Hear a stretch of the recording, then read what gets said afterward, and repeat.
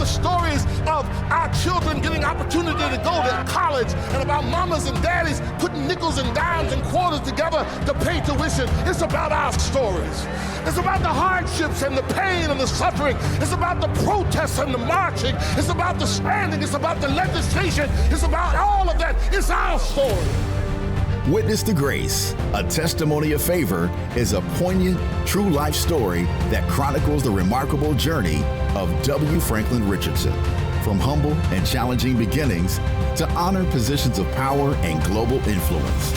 Witness to Grace gives an intimate portrayal of the rise of one of the most respected religious and civil rights leaders of our time.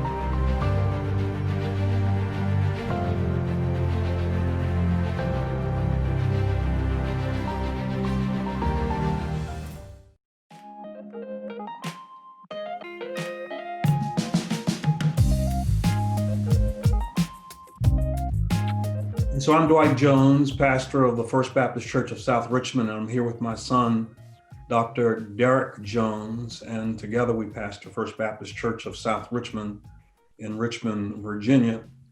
And we're delighted to be able to talk today to my best friend in the world, Dr. W. Franklyn Richardson, who is the author of Witness to Grace, a great new book that is going to be made available, that is available to all of us now, and we hope that all of you will get a copy of it. And we have the opportunity today to chat with Dr. Richardson and to get some insight into the underlying story behind Witness to Grace. And so we're delighted to have him with us today. Dr. Richardson and I go back to our days at Virginia Union University. Our friendship is more than 50 years old. And so I know him better than anybody else in the world. And so it's a delight to be able to talk to him about his book. So Rich, we're glad to be with you today. And I'm thrilled to be here. I'm especially blessed to have you. Yeah, two generations of Joneses, and I'm blessed by our friendship for all these years. And it's a joy to be able to share with you. So we want to talk about A Witness to Grace, which is a tremendous book, a beautiful book, a wonderful book. I've had the opportunity to read it, and I felt so close to it because I had a front row seat to all of the things that I was able to read in the book. And so we hope that people will grab it because it's a wonderful story of God's guiding hand in the life of Franklyn Richardson, who is one of our great preachers and great leaders denominationally in the civil rights movement. And we certainly want you to get that. Derik? First, and also thank you, Dr. Richardson, for having us. We're extremely excited about the release of your book. And we know, having had the opportunity to read it, it's well on its way to being a bestseller.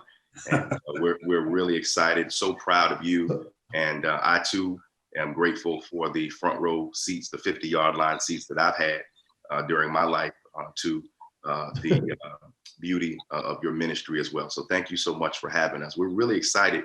And I just want to know from you, after having an opportunity to peruse the book a little bit, there are many themes in the book, but would you just briefly talk about some of the key themes, or perhaps maybe some of your favorite themes as you wrote the book? What are some of the things you would have a reader to really know as they turn the pages of Witness to Grace? Well, you know, I came to the book as I guess about 3 years ago. I was having surgery, and I was approaching 70 years old. And I began to gaze back over my journey. And I felt, after I thought about it, that there were things that I wanted to share with other people who are going through life and who are dealing with life's challenges. There were things to share with my colleagues in the pastorate, as many of them reflected with me. And then I wanted to share your generation, young pastors who are coming forward, giving them the insight and benefit of what I've experienced, not only as a pastor, but with what I've experienced as I have walked with the Lord and as he has been my navigator. So as I began to reflect, the thing that stuck out most that I wanted to share was the fact that I was seeing what I was reflecting on through the prism of grace. That I saw that what had happened in my life was primarily the result of God extending grace to me. And when I say grace, I don't mean grace in the limited sense of theology, but more cosmological, more in light of the whole global experience, that every human being, whether they acknowledge it or know it or not, are the recipients of grace. The sun is undeniably a gift from God, the moon, the stars, the breeze that blows, the fact that we can get up, our sight, our hearing. If you have a sensitivity, you can see grace in all aspects of life. And so as I tell my story, I tell it through that prism. I tell it through grace. And what I discovered, which I guess I added to the title, was that I really had a testimony of favor. Because as I think about what has happened in my life, I owe more to God for what has happened than my own efforts. And God has kept me by his grace from what my own decisions might have led me to be destroyed.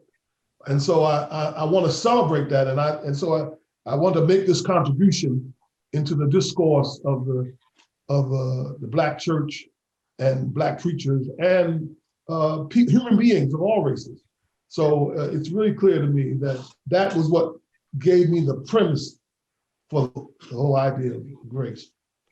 So in reading the book, it's important to say to people that it's not just a preacher book. It's not just a book for a theologian or for clergy, but it's a book that has impact for persons in their everyday walk of life. And I'd like for you to speak a little bit to that. Yes. Well, you're exactly right, Dwight, because as we know, grace is not reserved for preachers. Grace is the gift of humanity. And the book is written to try to put our arms around the whole collective, the whole human collective. And so I want to share with young people who are beginning their lives. And not only, you really don't see the value of grace in the prosperous times. Light shines on the mountain experiences, but it's in the valley experiences that you really discover the grace of God and you develop power. Wow. And so in the book, I've tried to be transparent to show my valley experiences as much as the mountains. There have been peaks, but there have also been pits. Yeah. And I wanted to share with people that when life brings you the pits or the valley, that if you can trust God, if you can hold on, if you start with a little, it doesn't mean that you're going to end up with a little.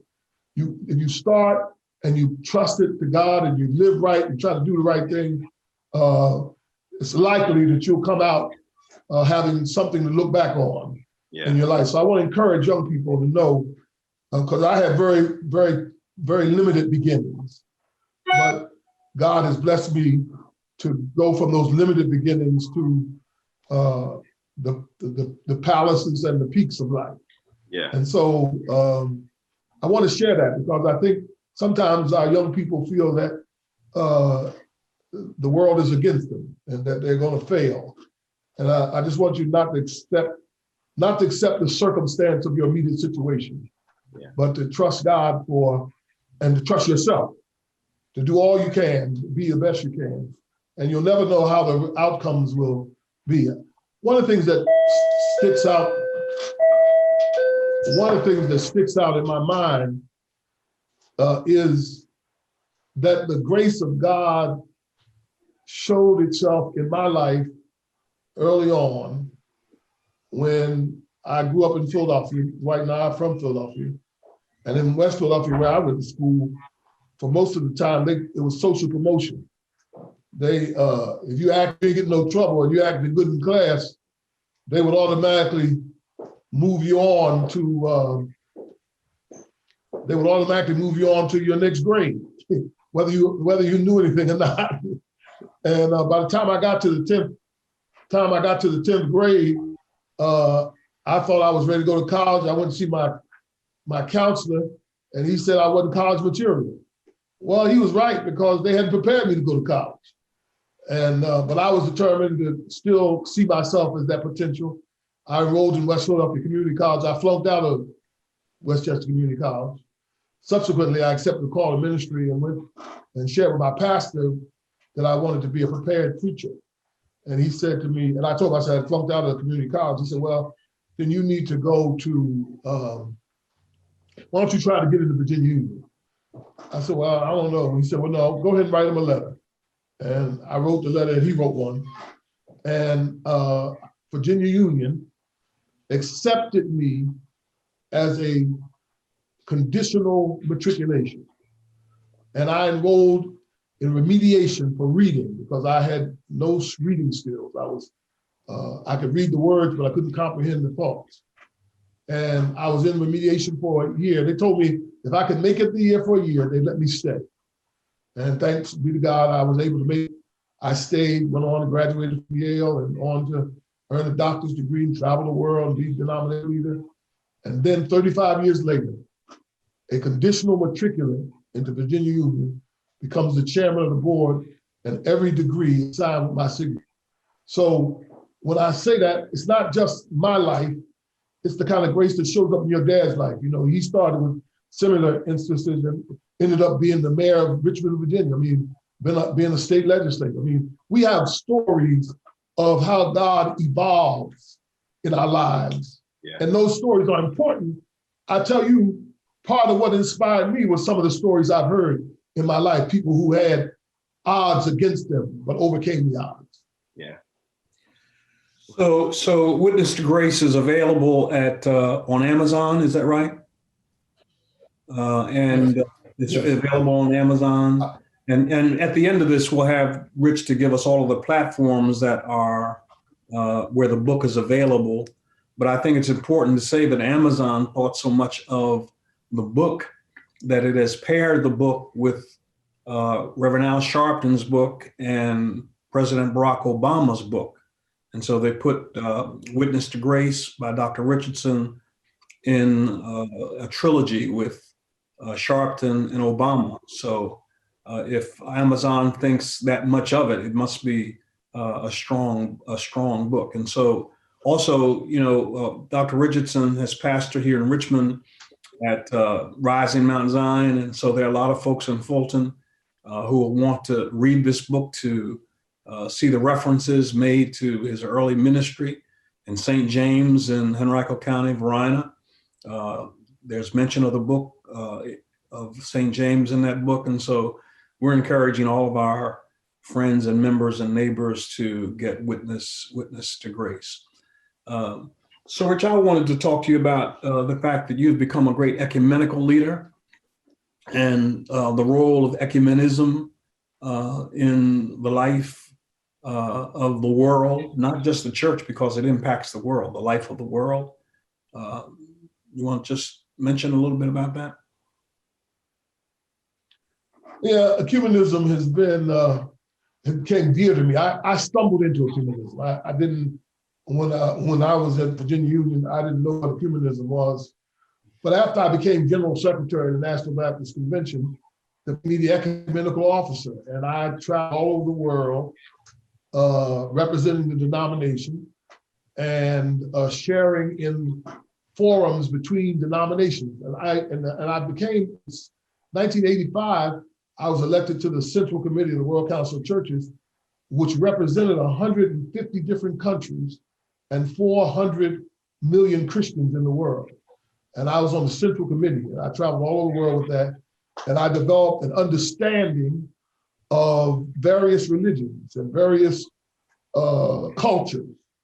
And one of the things I came away with was that God has multiple windows by which the human community can behold God. Even though some of us in our narrow view and bigoted view sometimes want to claim that our window is the only window, I would take exception to that, having been an ecumenist, that in fact, God has many windows. The question is, whatever window you have found God through, is that window sufficient? It's not my window through which I see God is Jesus Christ. And that's a sufficient window. But I don't need to disown or demean your window because I'm not looking through the same window. I'm sure that there's more to God than the window through which I see him. And so there are other people who have different windows. And I think that's the ecumenical spirit, is that there's enough room in God for everybody to find a viewpoint, a place. Yeah. And we don't need to be in fighting about which one's the right, which one's the superior. That diminishes. God is beyond any human comprehension. So whatever we got to say about God is a limited view. We don't need to be egotistical. Whatever we say about God, we want to say it very, very humbly, because it's likely that we just talk a little bit of the story. Yeah, we're really excited about this book, and I truly believe that it's something everybody should get.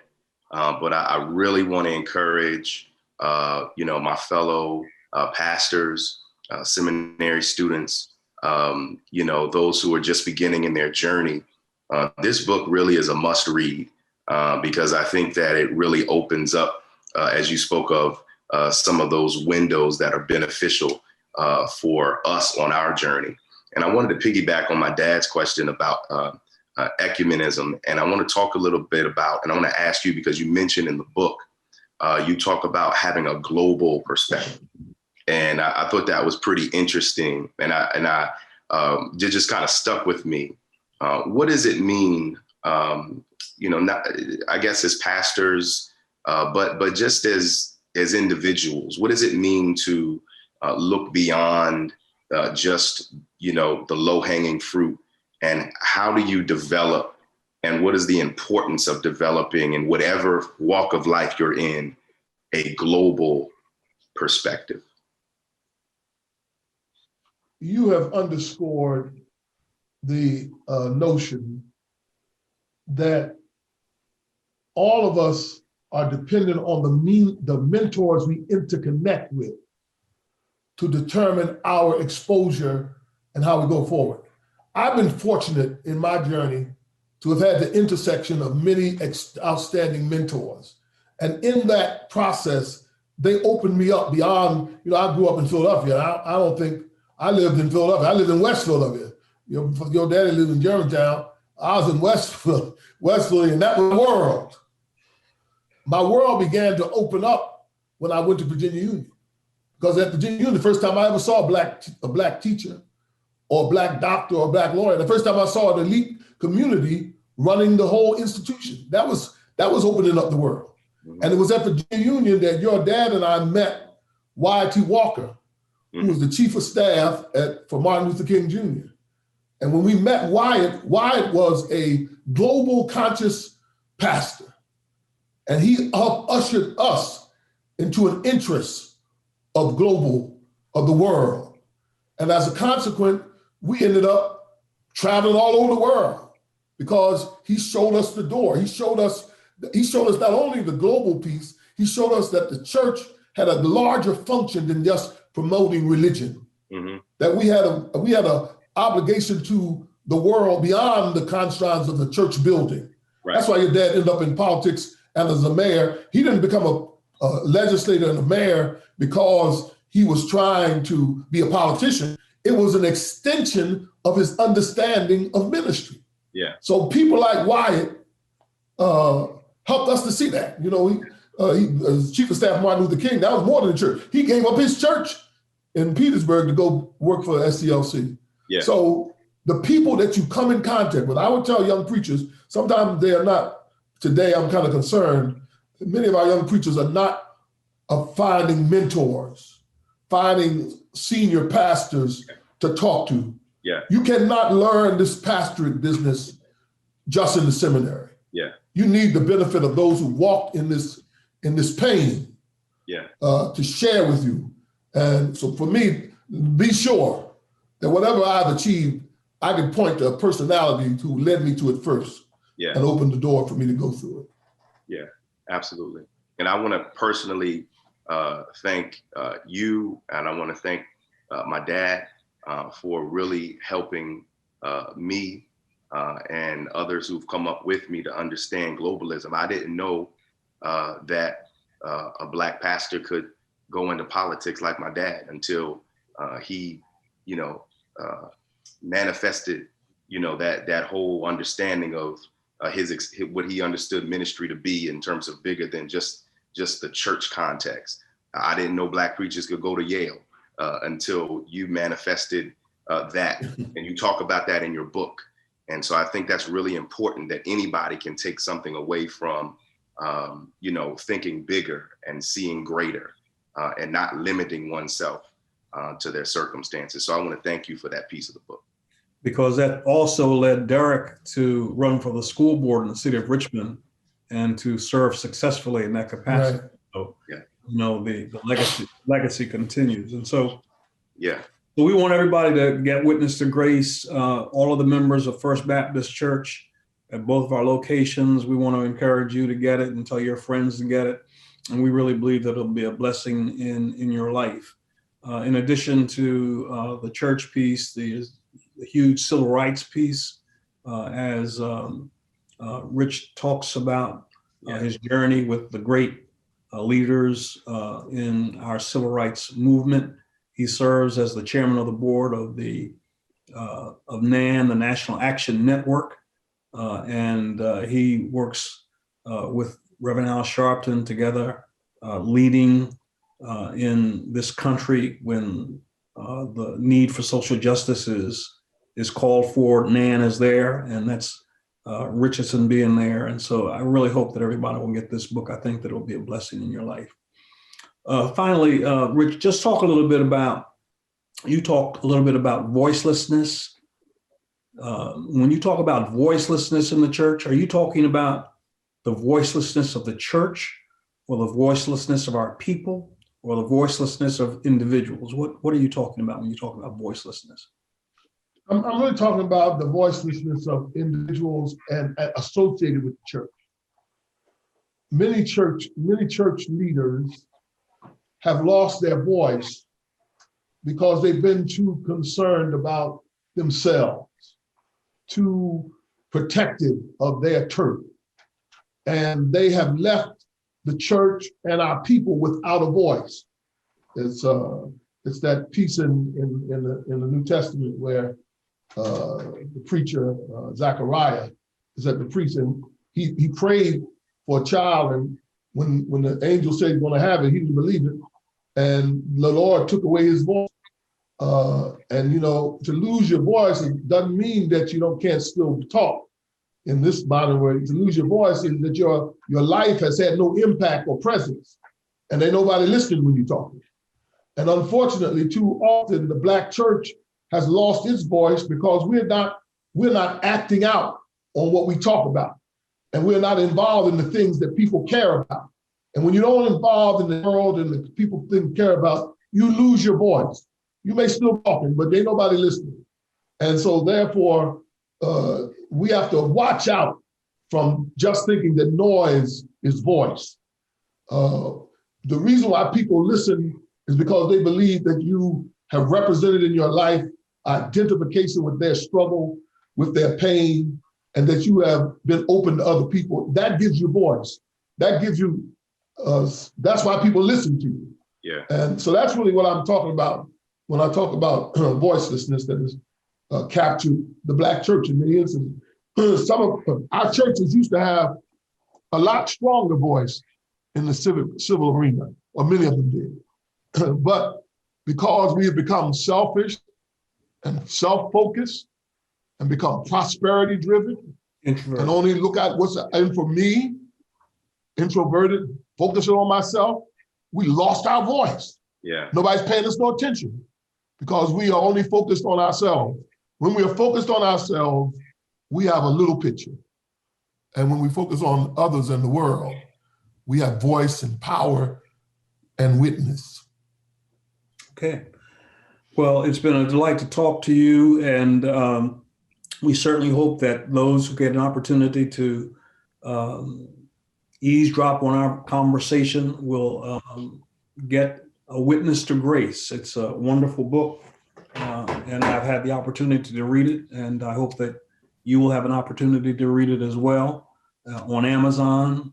It's been paired with Al Sharpton and Barack Obama's book, and so Amazon believes that it's a good read, and I think it's a good read as well. So I hope that all of those who are listening to us today will get a copy of A Witness to Grace. I just want to thank you for having the courage to share yourself in this book.